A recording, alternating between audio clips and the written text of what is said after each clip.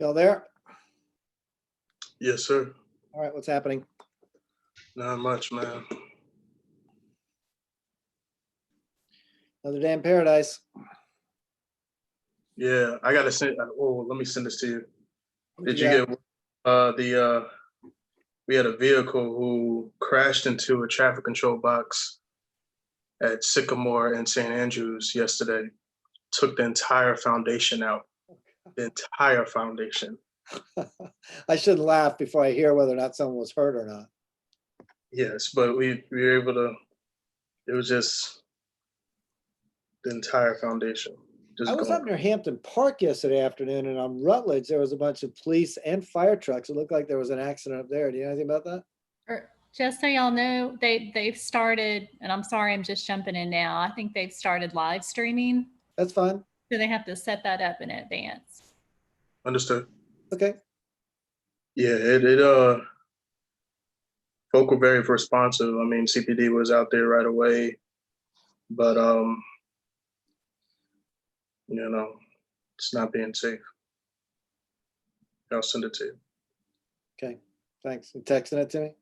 Yeah, give me a sec. Excellent. So we're waiting on everybody. Councilmember Jackson, Del Chapo, Brady, and the mayor. Yes, sir. Okay. Councilmember Del Chapo should be right here. I was just on a call with her. It's Robbie. Unmute yourself. We can't hear you. I'm getting there. There we go. And you got a 245 hard stop, right? I've got a hard stop at 2:45. Please. I mean, I looked at the agenda. We should be okay, right? Yep. What did I do with my agenda?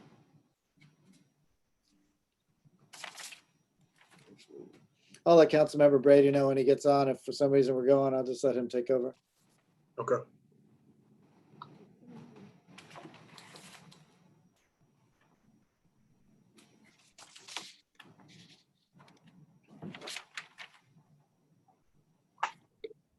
Oh, I sent them to you. Okay. I just had it printed out.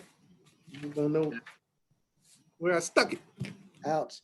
Well, Keith, when they put that one back in, can we get it painted up? Get the Gibbs out there to paint it? Oh yeah, I'm good for it. That's So good. just for everyone who just joined us, we are live streaming right now. We're just waiting for the other committee members to join. Looks like they moved the mayor outside onto the street. Hey, Mayor. You're on, Mayor, you're on mute. Mayor, you there? You're on mute. I must say my punctuality has improved since we've been doing virtual meetings. No comment. It is convenient in some ways, I must say. Well, one of the things I'm sure that you, as much as, if not more than anybody in the city, probably have realized how much time of the day you spend going in between events and things. It's That's an right. enormous amount of time. Absolutely. But this is real funny. You know, I always put a few business cards in my pocket before I go to work each day. I haven't given one out in over 2 weeks. I don't see people anymore. Well, no wonder you're on the sidewalk out there in front of City Hall. You're just waiting to give away your card. Councilmember Jackson is trying to sign in. I got to give her the Zoom link. So let me It's Councilmember Del Chapo. She's here. Do we know? Oh, there's Carl. Here comes Carl. Excellent. There he is.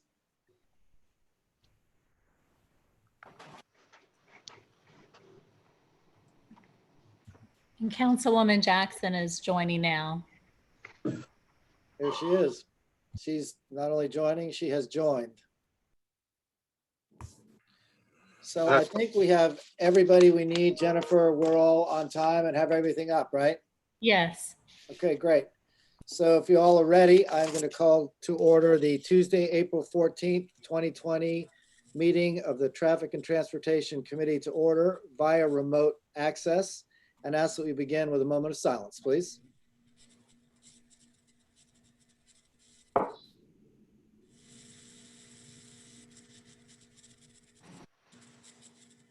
Amen, and thank you. For members of the committee, Mr. Mayor, before we begin, I told Mr. Benjamin, I don't think this will be a problem, but if it is, I've got a hard stop for a meeting at 2:45. So Councilmember Brady, if we're still going on, I'm going to ask that you as the vice chair take over the meeting, but I think we should be okay. If that's Sounds all right. good. Great, thanks. Okay, first order of business is March 10th, 2020 minutes. Do we have a motion? Move for approval, Carol Jackson. Second. Is there any discussion, additions, deletions? I'm laughing at the screen because Tracy, we can see your picture and you're like eternally smiling. He's always smiling. The eternal smile. Exactly. All right, all in favor? Aye. Aye. Opposed? The ayes have it. Next, we have an ordinance to amend section 31-77A and 3177B to expand documentation options required for a taxi cab operator license and a chauffeur's license. This is the yellow cab request. I don't know, Mr. Somerville or Ms. Borden, who wants to give us a quick briefing on this? Ms. Gordon did log on. I'm here. Can you hear me? Yes, Yep. ma'am, we can hear you. Okay, these are amendments that we have been asked to make by the owner of Yellow Cab, which would help to equal the playing field between the online taxis and the city's taxis. And so it just kind of levels the playing field there. And the first and foremost, I think the prominent change is that allows them to not only get drivers to get a background check through SLED, but it will also open the opportunity to allow them to get them from national criminal records check. Either SLED, the FBI, or another entity approved by the city. And I know that North Charleston permits a national company that does these types of background checks. So it would just broaden the resources that a driver could use to pull a background check. Mr. Okay. Chairman, I move for approval, Carol Jackson. Do we have a second? I'll second. Do we have any discussion? All in favor? Aye. Aye. Opposed? The ayes have it. Thank you very much. Next, Avondale letter of intent coordination with Charleston County on US 17 roadway project for approval, Mr. Benjamin. Yes, thank you, Mr. Chair. So we're excited about any time that we're able to partner with the county on improving transportation in a significant way, but also when we're able to do that while also meeting some of our land use goals. And this beginning of an initiative is a part of that work. I see Eric from planning who's here and been extremely helpful with navigating that in West Ashley. Let me give 2 seconds background, and then I think the letter is very clear, but if there's any questions, want to be able to, either myself or Eric, be able to answer. The county is embarking on their US 17 corridor improvement, which will be improving various intersections all the way from the Avondale area all the way to the 526 interchange. And as they're in the midst of doing that, they've been adamant about partnering. So they've sat down with Carter and COG staff. They sat down with us and tried to figure out what our priority at those various different intersections, what should be thought about. Travel through Avondale area, whether through driving or walking, sometimes it's not the most safest area to occupy. And so one of the thoughts was coordinating with the land owners there to reorganize how those streets function in the Avondale area. The county staff have been already looking at different concepts and opportunities there. The land owners are very much interested in moving this forward. But what the county staff, after a meeting that we had with county staff, city staff, Councilmember Saccharin, and also Councilmember Pell, requested that there was a letter of intent from the city that would be signed by the landowners as well, to go to that Charleston County staff could take to their council and say, hey, look, the city wants to partner with us in this regard, so then they can move forward with concept designs that merge the land use opportunities and the roadway improvements as well. So this is just to show to Charleston County Council that this is something we're serious about and that we're open to the partnership of working together with them as they're improving transportation and we're improving land use. Is this something we need a motion on, or is it just for information purposes? Well, we do need to have some approval from you all as a body saying that this letter can move forward and that you all are in agreement with this intention here. Well, before we have any discussion, can I get a motion, please? So moved. Second. All right, I have a motion and a second. Any discussion or questions from Mr. Benjamin or anybody else? We see Mr. Pullman is on there too. Any questions? Yes, sir, Mr. Mayor. Mr. Chairman and fellow committee members, I just want to make a comment, if I will, not a question, and that's as oftentimes when a matter like this comes before us at committee and council, it comes to you very quickly, a little explanation, but I just want to share with you, there's been a terrific amount of work that went into bringing this forward to you today, particularly by Eric Pullman, who's our West Ashley coordinator, our planning department, Alan Davis in our design center, Keith and his team at Traffic and Transportation, working with the county, working with the property owners. This would align the street right across from our fire station there in Avondale and make it safer and quicker for them to get out. It would improve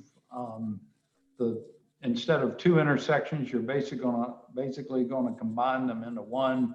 It creates the opportunity, not the guarantee, but the opportunity for future increase in parking in Avondale, which has been a real express need for a number of years. And I want to thank everybody for their work, but just share with you that in fact, a lot of work went into bringing this to you today. Thank you, Mr. Mayor. Councilmember Chairman? Jackson. Thanks. I just have a clarifying question. I misremembered it. It's the taxi ordinance that's on our council agenda for tonight. So what will happen next? I mean, I'm totally in favor of this, but what do we do next to make sure that we're in line with what the county needs quickly or timely? So I want Eric to add some color to this too, but the goal with county staff is just to know that the city is on board with them moving forward in their roadway concept designs that accommodate the land uses that we want to see. So they don't want to start doing, concept designs and then come back and find out the city's not in congruence. Now, thankfully, as the mayor already iterated, as staff, we've all been working together, right? County staff were sitting in the design center, going over different designs, what potentially could happen at the varying intersections, what would work, what wouldn't, what the neighborhood would be in favor of, what they wouldn't be. And so as staff, we're all on the same page about how to move things forward. This next step gives an indication from council to council that there's also an agreement to move forward with the coordination and then go from there. But Eric, add a little bit of color. Yeah, you've basically summed it up very well. The letter is, it was a request from the transportation department with Charleston County. And they just wanted a letter from both the city as well as the property owners. So that way, when it goes to the county kind of had some reassurance that they wouldn't invest funding into designs, into progressing something, or have the other parties involved pull out at the last second. So this is, so everyone is aware up front. No one can say we weren't aware that this was occurring. It just makes it all on the level. Mr. Chairman, are we being asked to vote? We're going to vote whether we agree with this LOI or not. And then does that authorize the mayor to sign it, or does it go to council at some point? Or I mean, I would like it to go as quickly as possible, but I don't see that, we don't really have the authority to authorize the mayor to sign a document, do we?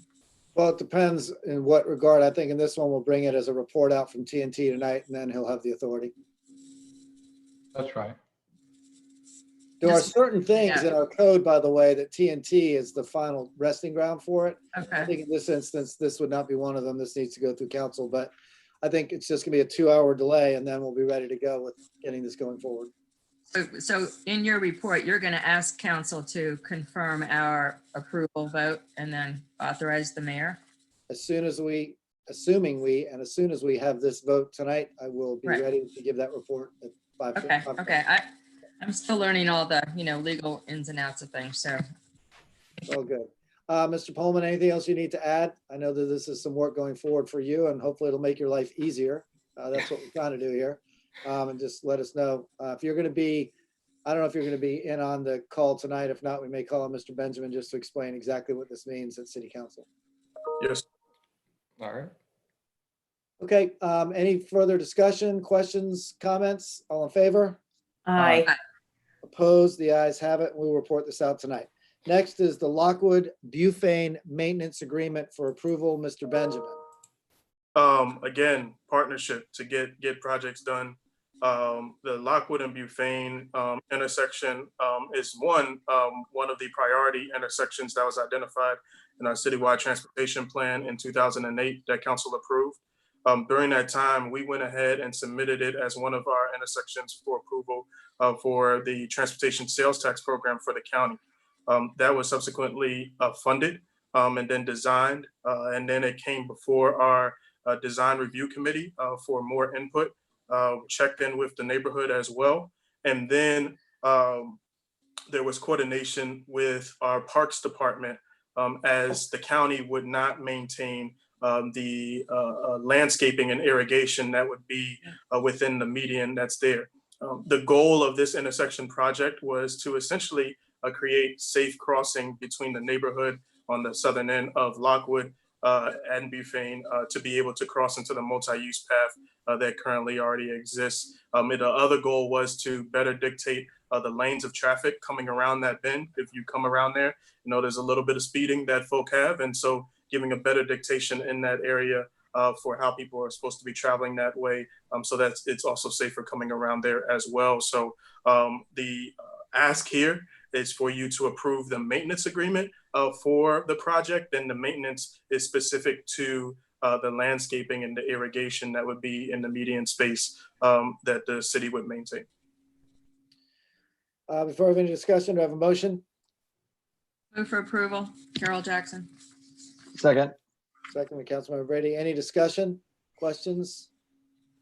So, Mr. Benjamin, thank you. This has been a project that has been long in the making. It's been on our priority list for a long time. I just want to point out to you all, because this is both in my district, but at the end of my street, if you want to get onto that multi-use path that goes along the water, which is really beautiful, it goes past the Evans Park and bench and all the way down along Broad, there's only between the marina and Ashley Avenue, there is no way to come out of the west side of Charleston Village and legally and safely get across Lockwood to use that path. And it is over a half a mile from the entrance to the marina to Ashley Avenue. So this will give access to recreation. It will provide traffic calming. It will provide some beautification in the neighborhood. It's a great project, some real bang for our buck. And I suspect, Mr. Benjamin, no one asked, but I don't think this is going to be a huge strain on our budget to just do the landscaping and maintenance, is it? No, sir. No, sir. It allows us to dictate what we want to see in the median, and Parks Department has been great about that. Right. Assuming this all goes through and gets approved, do you have any time frame on when this project might actually happen? So I know that they have been aiming to get both this and also Folly and Albemarle, which should be before you all next TNT meeting done this year.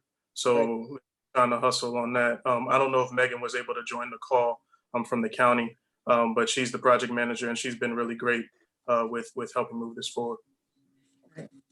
Any other questions or comments? I see Councilmember Jackson with her hand up. Actually, I can do this after the vote. It just made me think about county and Lockwood and that whole area. Is there any news about Courtney? You can answer that under your director's report. All right, let's get a vote on this because we have a motion and a second. Mayor, do you have anything to add? No, sir. Great. All in favor? Aye. Aye. Opposed? The ayes have it. I see Tracy is still smiling. It's just really funny. Always. All right.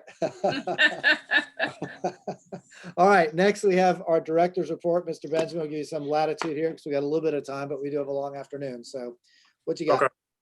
Okay. Just some quick updates. One, I just want to let you all know that your traffic and transportation department, especially our crews, have been on the front lines throughout this coronavirus situation, as have a lot of other departments throughout the city, really working hard to keep essential services going. The mayor's asked us to keep a level of normalcy with how we're serving the citizens, and that's what we've tried to do with our teams that we have and otherwise, and being as responsive as possible.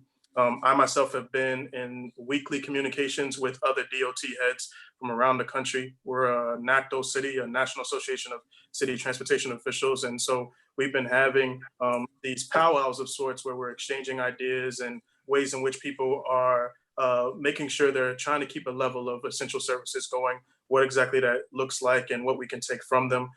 So a couple of those things we have taken, as you've seen, the curbside pickup and drop off opportunity. Actually, we actually sat with the cities of Raleigh and Durham and learned about how they implemented that and took their best practices and put that together.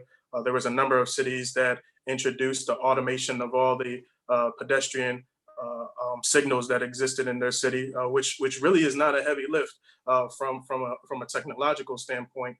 And it made sense for us to do it as well.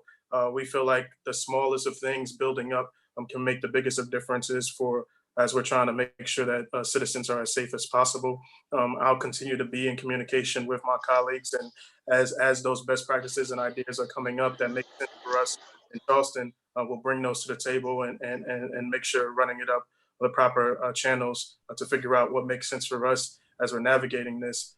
Some of these ideas might be things that we should be doing anyway, or should be in place in certain particular ways. And so definitely looking forward to those changes. The state DOT, the COG, our county, as you saw from the votes you just gave, everybody is still working, still trying to get particular pieces done. So SCDOT is still doing their 526 signals improvements in West Ashley, as well as the pedestrian improvements on the peninsula. The BCD COG is continuing to work with us on various transit issues. Councilmember Seekings, you'll appreciate this. Last week, the new shelter at Meeting and Line Street finally went up, finally got installed. So we were excited about that. The transit accommodations ordinance is working. And then the county, I mentioned a bunch of different projects that they're up to. We're still coordinating with them on Glen Macano, working on the signal plans for that whole corridor. Folly and Albemarle project will be coming before you all next meeting. They are in the midst of making their decisions for 2021 transportation sales tax projects. And so I'm excited about finding out what we get funding from there.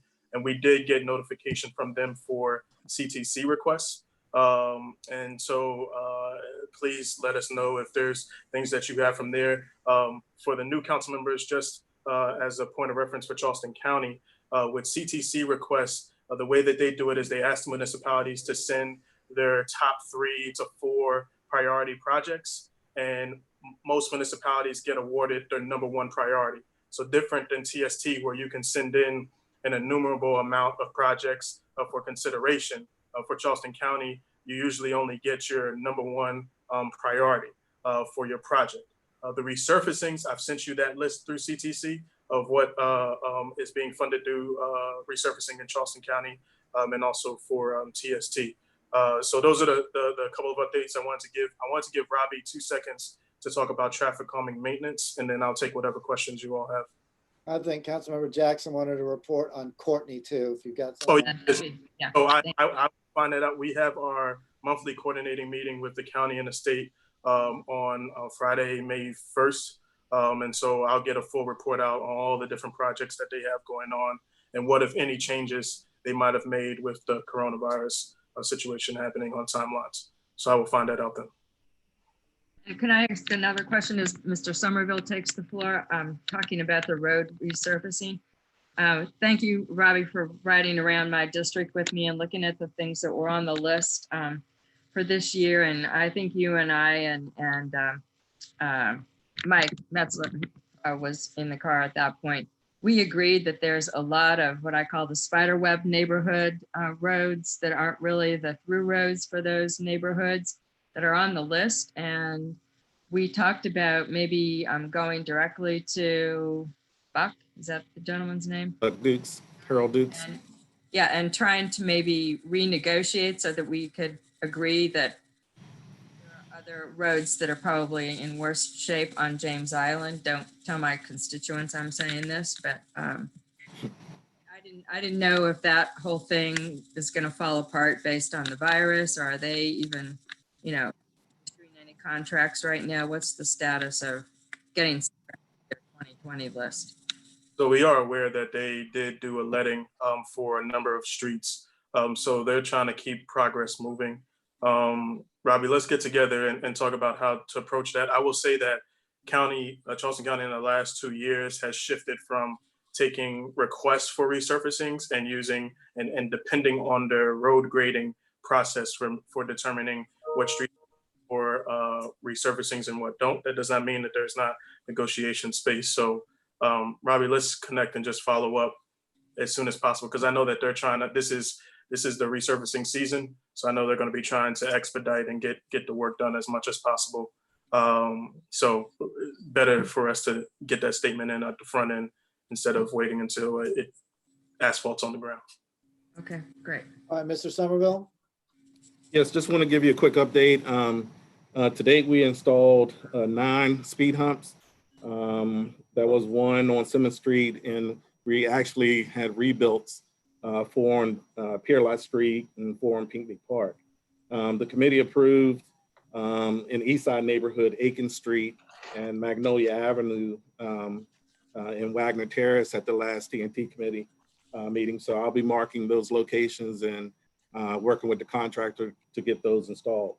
We do have what was provided to you guys as far as our maintenance plan was 49 locations at $36,750 that we plan on taking care of this year on the 2020 maintenance plan. That will leave a balance of like $20,000 left for the remainder of the year. I'm gonna work with Keith to see if, that might be 4 to 5 more new speed humps, or we could possibly do maintenance on 20 to 25 more of the existing speed humps. Right now, we're treating speed humps from 2003 and older.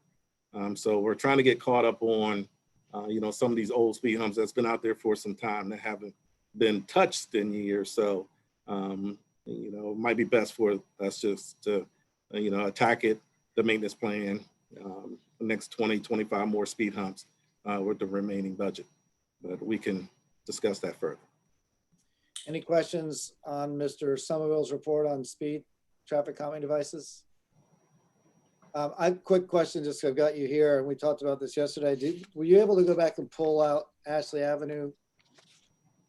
Actually, I got a call from the gentleman today. Ashley Avenue, they submitted a petition with signatures, but no addresses. Yeah, I've got it. I just want to make sure you got it. We can go back with them. There's a contact person there who I think we can get with, and she can go and get the petition done properly. Excellent. All right, great. Thank you. Mr. Chair. Yes, sir, Mr. Benjamin. Megan is on the Zoom, but she can't technically get in. So she emailed me the updates for Lockwood and Bufane. All the permits except for DHEC have been obtained for Lockwood and Bufane.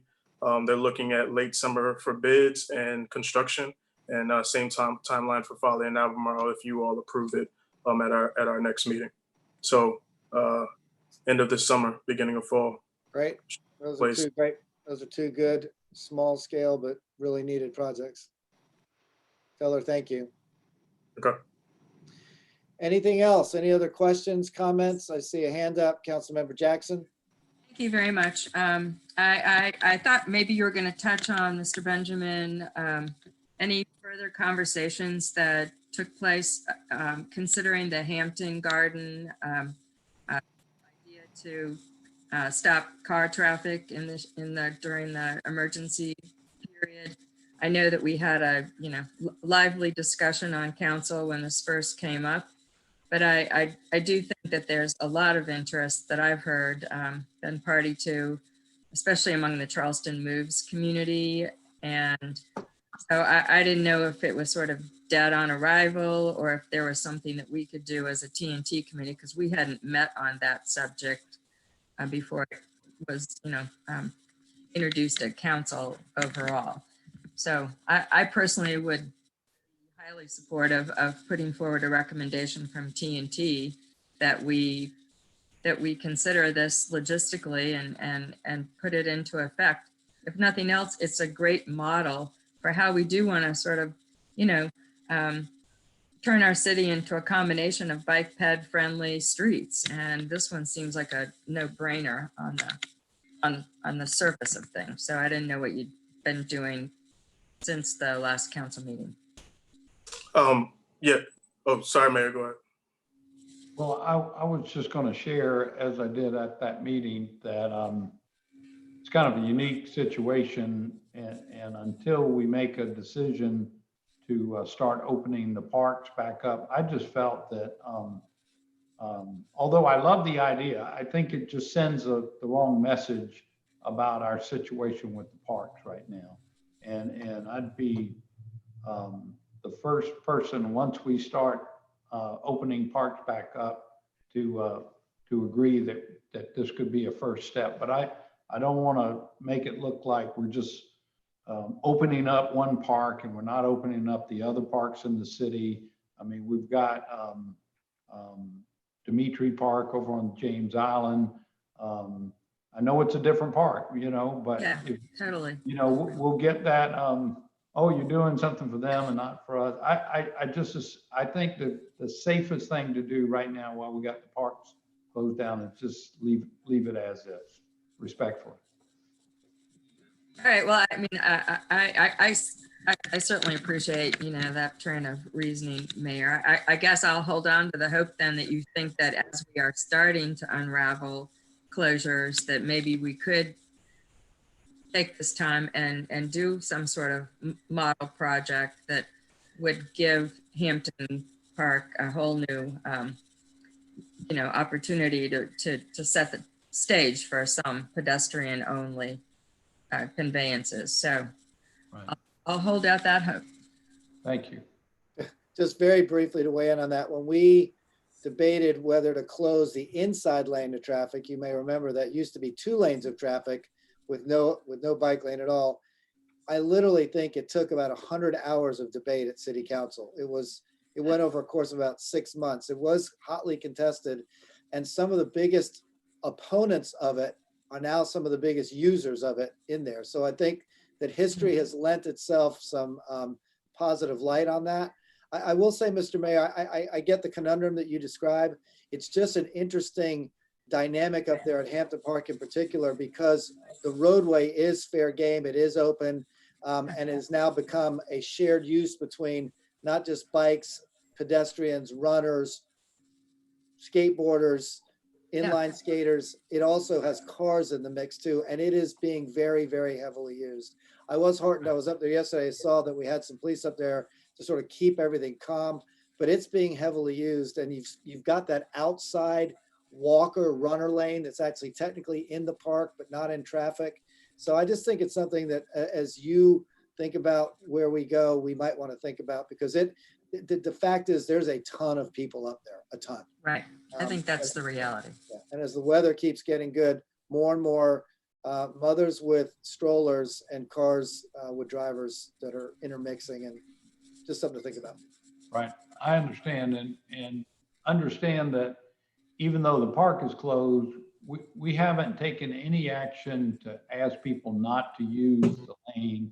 So people out there riding their bike and walking and pushing the carriages, I understand all that. And we have no issue with that.